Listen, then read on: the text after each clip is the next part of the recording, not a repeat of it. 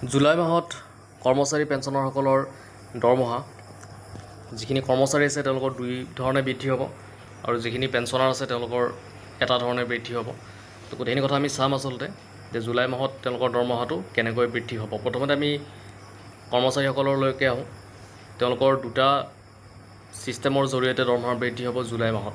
তো প্ৰথমটো আপোনালোকে গম পায় যিটো ইনক্ৰিমেণ্ট আমি বুলি কওঁ, বাৰ্ষিক বেতন যিটো বৃদ্ধি হয়, সেই বাৰ্ষিক বেতন বৃদ্ধিটো আপোনাৰ অসম চৰকাৰৰ যিখিনি কৰ্মচাৰী থাকিব তেওঁলোকৰ জুলাইৰ 1 তাৰিখৰ পৰা তেওঁলোকৰ বেচিক পে'টো ৰিভিজন হ'ব।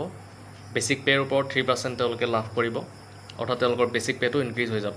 জুলাই মাহত যিহেতু প্ৰত্যেক বছৰতে জুলাই মাহত ইনক্ৰিমেণ্ট দিয়া হয় প্ৰত্যেকজন কৰ্মচাৰীক 3%। তো 3% যেতিয়া বৃদ্ধি হ'ব তেতিয়া তেওঁলোকৰ এক প্ৰকাৰে সেইটো বৃদ্ধি হ'ল দৰমহা।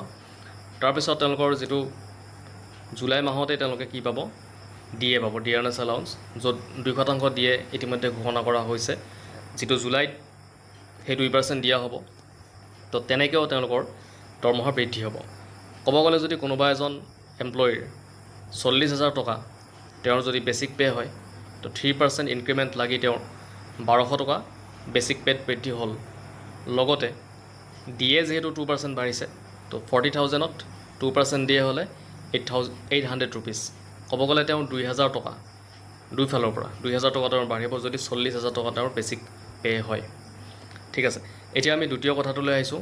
পেঞ্চনাৰসকলো জুলাই মাহত বা ফেমিলি পেঞ্চনাৰসকলো জুলাই মাহত তেওঁলোকৰ সুবিধা এটা পাব, আৰু সেই সুবিধাটো হৈছে 2% ডিএ। তেওঁলোকৰ যিমানখিনি বেচিক পে' বা বেচিক পেঞ্চন থাকিব সেইটোৰ ওপৰত তেওঁলোকে 2% ডিএ মৰগীয়া বানচ তেওঁলোকে লাভ কৰিব। তাৰ ফলত তেওঁলোকৰ দৰমহাটো বৃদ্ধি হ'ব। কিন্তু তেওঁলোকে বাৰ্ষিকভাৱে এইটো ইনক্ৰিমেণ্ট তেওঁলোকে নাপায়, পেঞ্চনাৰবিলাকে নাপায়, কিন্তু কৰ্মচাৰীসকলে সেইটো পায়। তো এইটোৱে আছিলে আজিৰ আপডেট। যদি ভিডিঅ'টো ভাল লাগিছে লাইক, শ্বেয়াৰ আৰু এটা ছাবস্ক্ৰাইব কৰি দিব।